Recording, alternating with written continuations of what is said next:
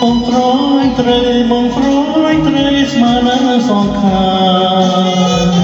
កញ្ញាប្រាថ្នារួមរងស្នេហាអូយជីវិតនេះ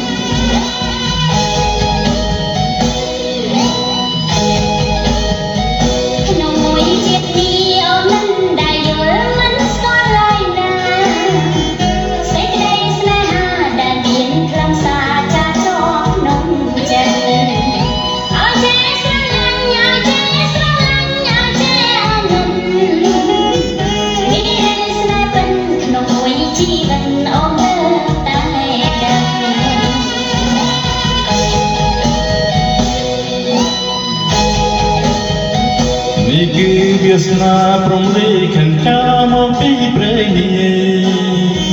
មិនអាចនិយាយថាមាននិស័យបានជួបប្រលឹងបងស្រោយត្រីបងស្រោយត្រីទាំងក្ដីរំពឹងគឺរឿងប្រលឹងឲ្យរៀងរំពឹងអស់មួយជីវិត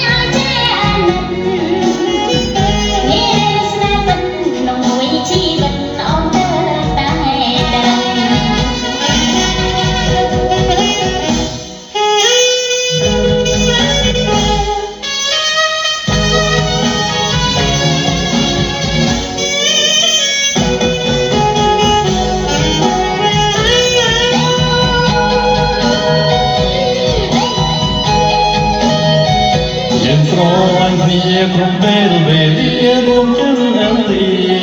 ងស្នេហ៍មានរូបរាងនឹងរំនៅទៀងអៀងឡើយណា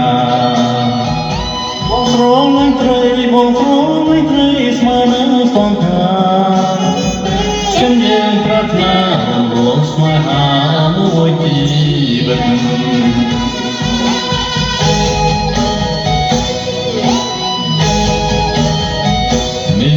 វាសនាព្រមលីខិនចាមកពីព្រេងនិយាយមិនអាចនិយាយថាមាននិស័យបានជួបប្រលឹងបងស្រោយត្រីបងស្រោយត្រីទាំងក្ដីរំពឹងគឺរូបប្រលឹងឲ្យរៀងរំពឹងអស់មួយជីវិត